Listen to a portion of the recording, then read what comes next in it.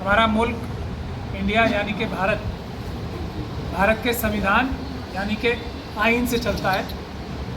लेकिन प्रॉब्लम और मजबूरी आज ये हो गई है कि बहुत सारे ऐसे लोग जो आज सत्ता पे काबिज हो गए हैं वो आइन और कानून की इज्जत नहीं कर रहे हैं, और जिसका वो ओथ लेके, जिसकी शपथ लेके अपने बड़े बड़े पदों पे गए हैं, उस शपथ को भी धोखा दे रहे हैं और देश को भी धोखा दे रहे हैं।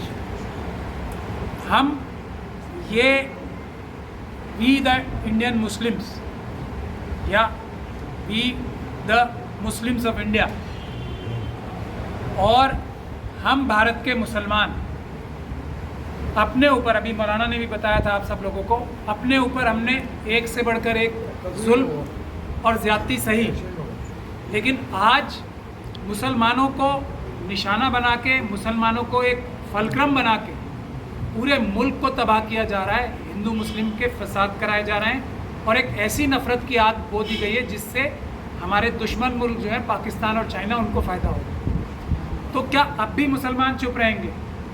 क्या अब भी हम जो 15% हिस्सा है, we the people of India है ना, यही we the people of India अकेले ही संविधान बनाए का ही देश है, तो उसका जो ऑफिशियल सेंसस है उसके हिसाब से हम उसका 15% हिस्सा है। We the Muslims of India, we the people of India का 15% है, यानी कि हम वो 15% वी द पीपल है।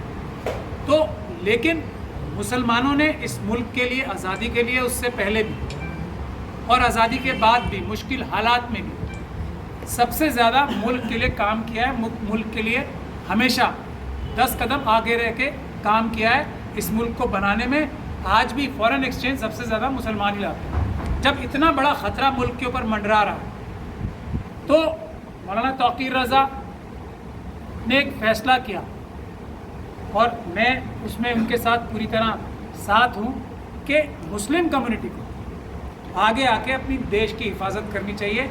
आज सिर्फ मुसलमान ही मुल्क के परेशानी में नहीं है। ये मॉब लिंचिंग अगर मुसलमानों की हो रही है तो शेड्यूल कास्ट की भी हो रही है, ट्राइबल्स की भी हो रही है।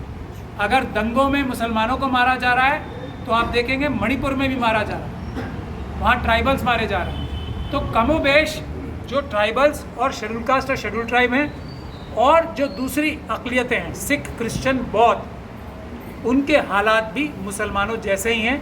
हमारे थोड़े ज़्यादा नज़र भी आते हैं और हम पे ज़्यादा जुल्म इसलिए हो रहे हैं कि जितना वो जुल्म करते हैं उन्होंने राजनीति को ऐसा ढाल लिया है, आरएसएस और बीजेपी ने, कि हम पे जुल्म करके उनको फ़ायदा होता है। लेकिन जुल्म शेड्यूल कास्ट, शेड्यूल ट्राइब, दूसरी माइनॉरिटीज़ और यहाँ तक के ओबीसी, जिन्हें वो शूद्र के नाम से आइडेंटिफाई करते हैं, उनके ऊपर भी हो रहे हैं। तो ये जो जुल्म हो रहे हैं उसकी एक सबसे बड़ी वजह यह है कि हमारी क़यादत जो हमेशा ढाल बन के खड़ी होती थी, ना सिर्फ मुसलमानों के लिए बल्कि दूसरे मजलूमों के लिए भी, आज वो ढाल कुछ कुंद पड़ गई है। इसी वजह से हमारे लिए भी एक ऐसी गलतफहमी आ गई है कि हम लोग भी शायद बुज़दिली का रास्ता कर रहे हैं। लेकिन मौलाना ने और हमने ये फ़ैसला किया है, जो अवाम, बहादुर अवाम, जो कुछ वजूहात से हमारे, जिसमें कायदीन की गलती है, एक बुज़दिली का जो रास्ता इख्तियार किया जा रहा है उसको ख़त्म करके ये दिखा दें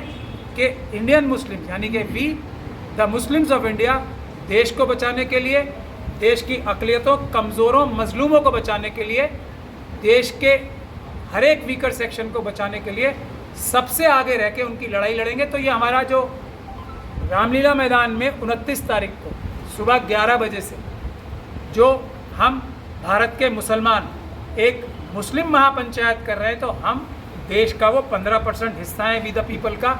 हम देश के लिए, सब मजलूमों के लिए, अगर आप हमारे पैम्पलेट्स और सब चीज़ें देखेंगे तो हम देश के लिए, देश के मजलूमों के लिए, सभी मजलूमों के लिए, चाहे वो किसी भी मसलक से आते हों, किसी भी मज़हब से आते हैं, किसी भी कास्ट से आते हैं, सभी मजलूमों की आगे रह के लड़ाई मुसलमान लड़ेंगे। और इसी तरीके से, क्योंकि मुसलमान भी मजलूम है तो उनकी भी हिफाजत का रास्ता निकलेगा। लेकिन ये लड़ाई हम पूरी तरीके से 100% आइनी तरीके से, कानूनी तरीके से और शांतिपूर्ण, पीसफुल तरीके से लड़ेंगे। जो इन तीनों तरीक़ों को फॉलो नहीं करता वो आरएसएस का आदमी है और वो बीजेपी का आदमी है, वो गद्दार भी है। बेशक कानूनी, आईनी और पीसफुल यानी कि शांतिपूर्ण अमन के ज़रिए से। ये 3 हमारी शिनाख्तें हैं। उस दिन मौलाना ने अभी फरमाया है सब लोग अपनी शिनाख्त यानी कि टोपी के साथ आएंगे और दिखा देंगे कि मुस्लिम कम्युनिटी ना सिर्फ अपनी हिफाजत करेगी बल्कि मुल्क के हर एक मजलूम की हिफाजत के लिए सबसे आगे हम खड़े रहेंगे। इंशाअल्लाह।